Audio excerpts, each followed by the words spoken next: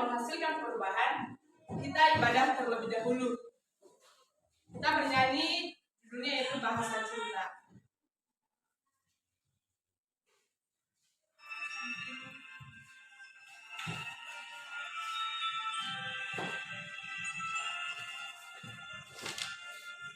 Ya, sama-sama ya. Hai karena ku lakukan yang luhur mulia, jika tanpa kasih cinta hamba tak berguna. Ajarilah kami bersamamu agar kami dekatmu ya Tuhanku. Ajarilah kami bahasa cintamu agar kami dekat padamu. Karena ku pahami bahasa semua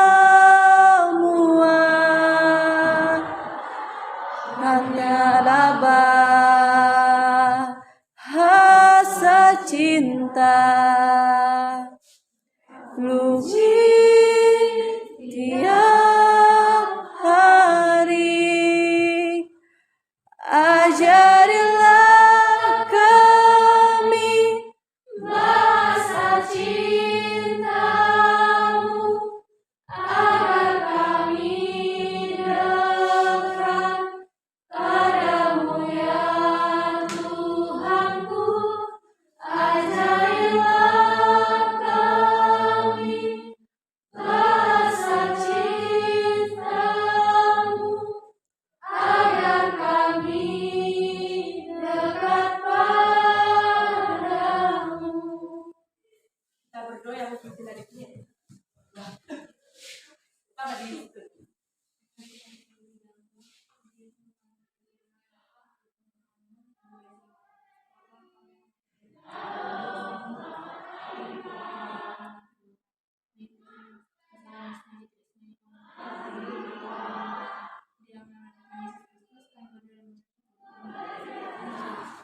Oke, kita lanjutkan pembelajaran kita, yaitu mengasihi dan menghasilkan perubahan.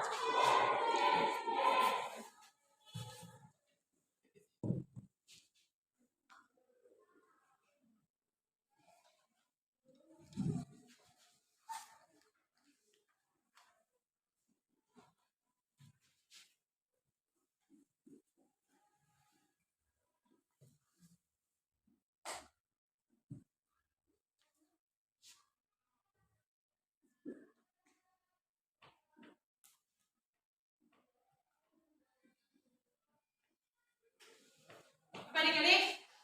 Mengasihi dan menghasilkan perubahan. Bahan Alkitabnya dapat kita ambil nanti. Bagi siapa yang mau bawa Alkitab atau bawa handphone bisa dicari ya. Dari Lukas 15 ayat 21 sampai 24.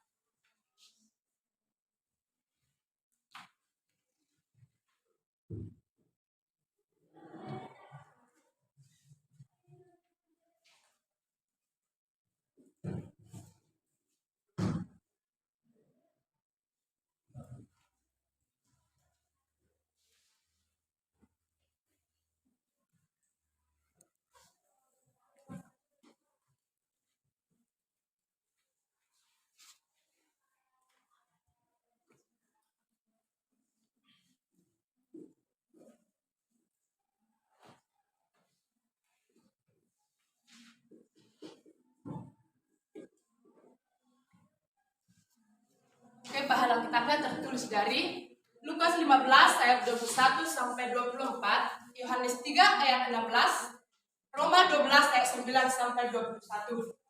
Sebelum kita memahami lebih lanjut, kakak akan membacakan tujuan pembelajarannya terlebih dahulu. Tujuan pembelajarannya itu satu, menghayati nilai-nilai Kristiani yaitu kesetiaan, kasih, dan keadilan dalam kehidupan sosial. Yang kedua, meneladani Yesus dalam mewujudkan nilai-nilai Kristiani yaitu kesetiaan, kasih, dan keadilan dalam kehidupan sosial. Yang ketiga, menjelaskan kembali bagaimana orang lain telah berkorban bagi dirinya, khususnya untuk studinya. Yang keempat, bersyukur kepada Tuhan yang telah terlebih dahulu memperlihatkan kasih-Nya yang penuh pengorbanan. Oke, kita lanjutkan. Mengasihi itu berasal dari kata dasar kasih. Kasih adalah kekuatan yang mendorong seseorang untuk melakukan suatu tindakan yang mendatangkan kegembiraan dan bukan hanya sekedar perasaan sayang saja.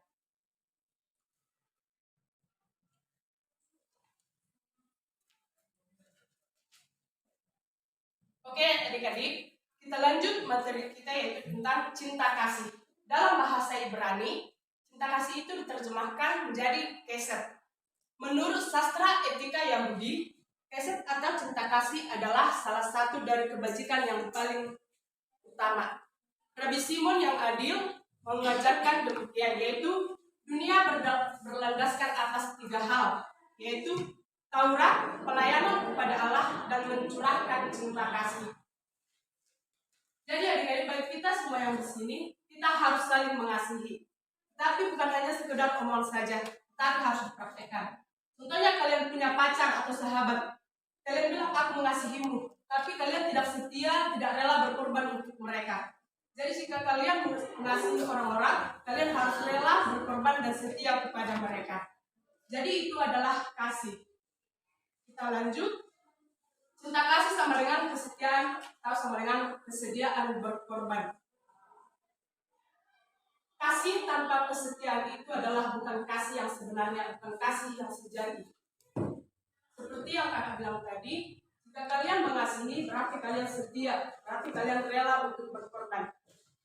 Baik itu bagi keluarga kalian, bagi sahabat, ataupun bagi pacar kalian, kalian harus tetap setia. Bahkan dalam keadaan dia terpuruk. Jangan pernah kamu tinggalkan dia jika dia dalam keadaan terpuruk, karena kalian itu bukan mengasihi. Contohnya kakak berikan contoh yaitu, ada yang kenal ini? Enggak. Ini adalah James Kim, seorang laki-laki yang berasal dari Korea, tapi dia tinggal di Amerika Serikat. James Kim ini adalah contoh cinta seorang ayah yang rela berkorban untuk keluarganya.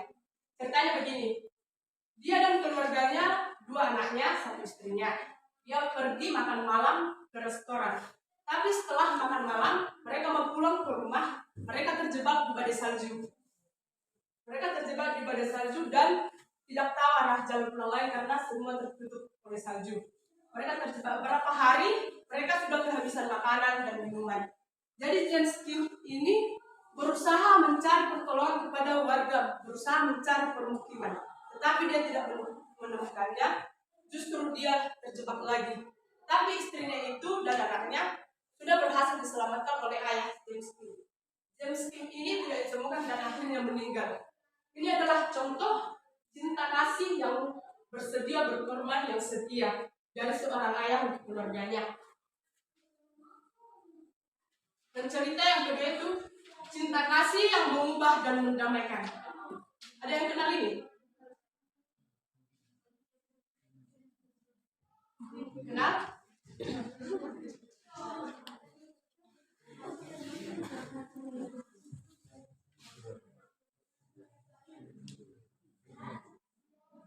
Tahu? Enggak.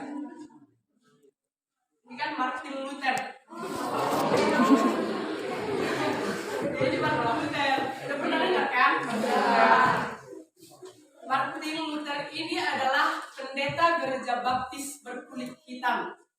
Dia pernah mengatakan bahwa kegelapan tidak dapat mengusir kegelapan, tapi hanya terang yang bisa melakukannya. Dan juga kebencian tidak dapat mengusir kebencian, hanya cinta kasih yang bisa melakukannya. Jadi dia ini, Martin Luther ini berusaha memperjuangkan hak-hak orang orang berkulit hitam di Amerika Serikat. Dia selalu mendapatkan ancaman pembunuhan, teror, dan segalanya dia selalu mendapatkannya.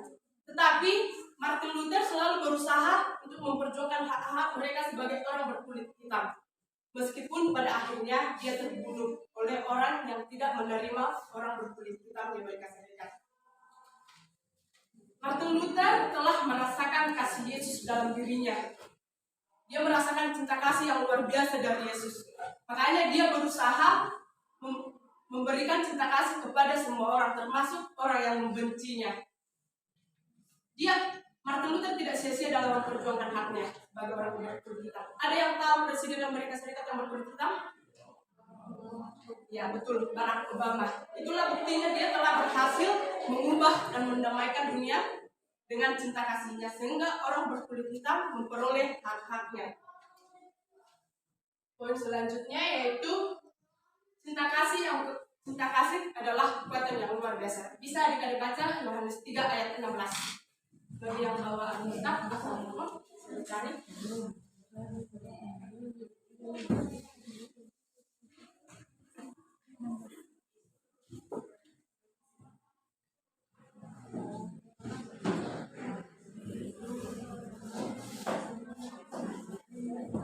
Sudah ada yang dapat? Kita baca sama-sama ya. 1, 2, 3. Yohanes 3 ayat 16. Karena begitu besar kasih Allah akan dunia ini, sehingga Ia telah mengaruniakan anaknya yang tunggal, supaya setiap orang yang percaya kepadanya tidak binasa, melainkan beroleh hidup yang kekal. Oke, inti dari ayat ini adalah yang kita dapat simpulkan yaitu bahwa Allah sangat mengasihi kita ciptaannya, khususnya kita manusia. Sehingga Dia mengaruniakan anaknya yang tunggal yaitu Yesus Kristus untuk menyatakan kasih-Nya. Untuk kita semua adik-adik yang berada di sini, marilah kita hidup dalam Yesus, sehingga nanti kita akan mengalami perubahan yang dahsyat. Hidupnya akan diliputi sukacita dan pembaharuan yang dahsyat. Dan kita nanti akan menyadari bahwa hidup kita ini bermakna hanya karena Yesus, bukan karena hal lainnya. Dan hidup kita harus merasakan cinta kasih yang luar biasa dari Tuhan Yesus. Karena cinta kasih dari Tuhan adalah kekuatan yang luar biasa. Poin yang selanjutnya yaitu cinta kasih yang memadamkan api permusuhan dalam Roma 12 ayat 9 sampai 21. Roma 12 ayat 9 sampai 21.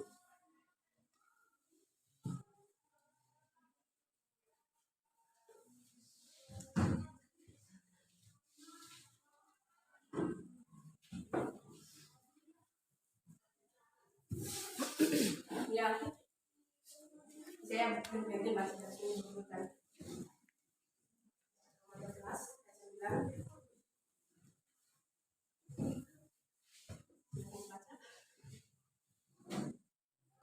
12 ayat 9. Maka itu jangan pura-pura, mengira, menjahat, dan lakukanlah yang baik. Kalau berseku, tidaklah kamu saling mengasihi, menulis saudara, dan saling menjauhi, dan dalam menjual. Janganlah hendaknya dengan bertindak, ialah menyala dan yang bersukacitalah dengan pengharapan, sabarlah dalam kesesakan, berikutlah dalam hidup. Patuhlah dalam kekurangan orang-orang kudus dan berselamatlah dirimu selalu menerima kamu. Berkatilah siapa yang menganiaya kamu, berkatilah dan jangan bersukacitalah dengan orang yang bersukacita, dan menangislah dengan orang yang menangis. Tidaklah kamu berhati sedikit dari hidupmu bersama, janganlah kamu memikirkan perkara yang sendiri, tapi arahkanlah dirimu kepada perkara-perkara yang terakhir. Janganlah menganggap dirimu kepada. Janganlah membahas kejahatan dengan kejahatan, lakukanlah apa yang baik bagi semua orang. Sedapat-dapatnya, kalau hal itu bergantung padamu, hiduplah dalam perdamaian dengan semua orang. Saudara-saudaraku yang kasih, janganlah kamu sendiri menuntut pembalasan, tetapi berilah tempat kepada muka Allah. Sebab pada tertulis, pembalasan itu adalah hakku. Aku Allah yang akan menuntut pembalasan. Firman-Nya. Tapi jika kamu lapar, berilah dia makan. Jika ia haus, berilah dia minum. Dengan membuat demikian, kamu menumpukan bara api di atas kepala. Janganlah kamu kalah terhadap kejahatan, tapi kalahkanlah kejahatan dengan kebaikan. Oke, jadi sudah semua baca kan? Roma 12 ayat 11 sampai 21. Di sini Rasul Paulus mengajarkan apa yang dikatakan oleh Tuhan Yesus kepadanya, yaitu janganlah balas kejahatan dengan kejahatan, kalahkanlah kejahatan dengan kebaikan. Di sini dibilang jangan pernah mengatasi kejahatan dengan kejahatan, tetapi balaslah dia dengan kasih atau kebaikan. Karena kasih itu bisa memadamkan api permusuhan. Contohnya, jika dalam kelas ini ada yang bermusuhan, marilah kita terapkan kasih itu. Jangan ada lagi yang bermusuhan. Silakan bersalam dulu bagi yang bermusuhan. Ada nggak yang bermusuhan di sini? Nggak ada. Semua menerapkan kasih ya.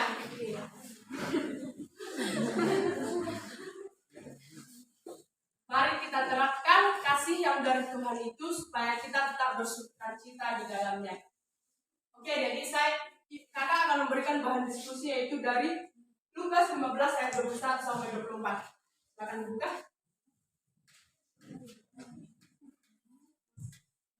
Sudah dapat kan? Lukas 15 ayat 21 sampai 24.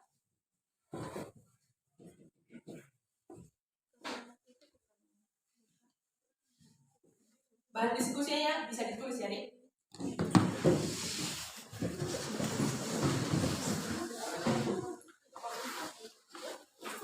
Ini nanti kelompok 1, kelompok 2, kelompok 3, kelompok 4. Kelompok ya.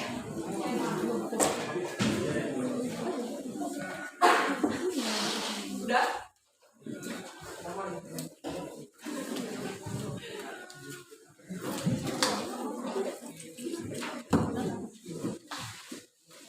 Lukas 15 ayat 21 sampai 24. Namanya di sini yaitu anak yang bilang.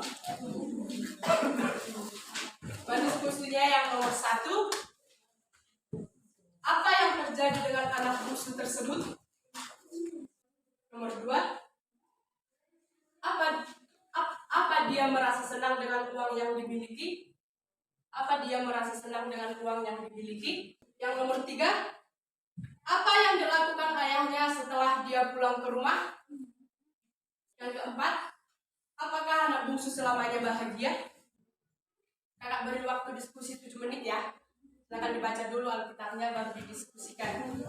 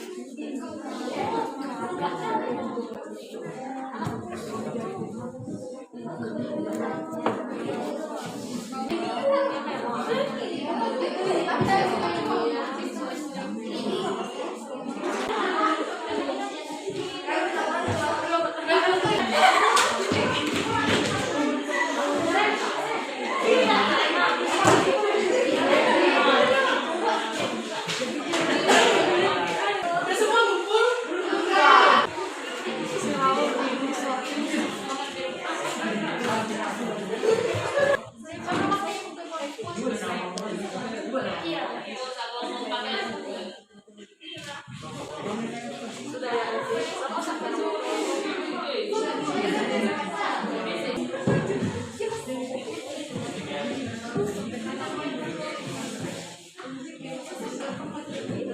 Oke, kita lanjut. Dari bahan yang kalian diskusikan ini, apalah hubungannya dengan mengasihi dan menghasilkan perubahan? Apalah hubungannya di sini?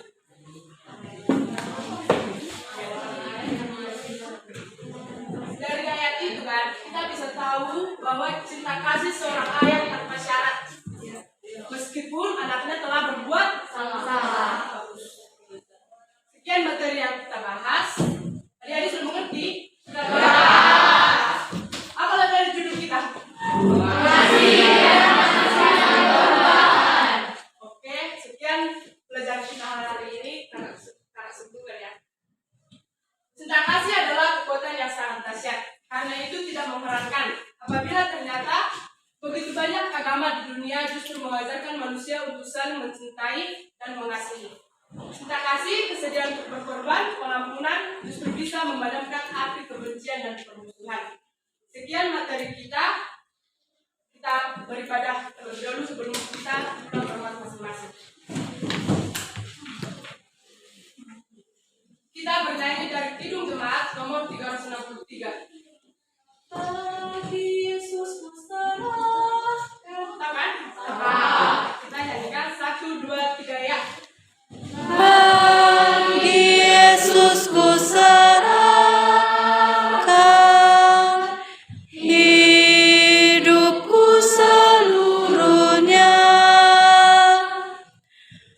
hati dan perbuatanku,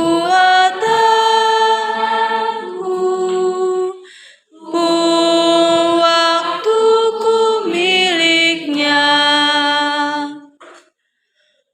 Bagi Yesus semuanya,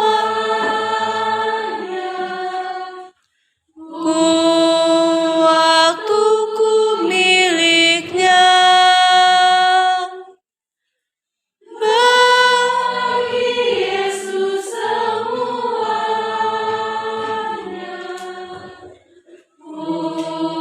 waktuku miliknya. Kita berdoa. Apa yang kami doa melalui lagu Tuhan Yesus, kami berterima kasih Bapak, Engkau masih memberikan kesempatan untuk melaksanakan pembelajaran kami pada hari ini. Ya Pak, hanya apa yang materi yang kami bahas, kami bisa membuatnya dalam hati dan pikiran kami bisa melakukannya dalam kehidupan kami sehari-hari, yaitu mengasihi dan menghasilkan perubahan. Karena apa yang kami pelajari ini, ya Pak, kami terapkan dalam kehidupan kami kami bisa melakukannya dengan sesama kami. Ya Pak, ampunkanlah kesalahan dan dosa-dosa kami melalui anak Tuhan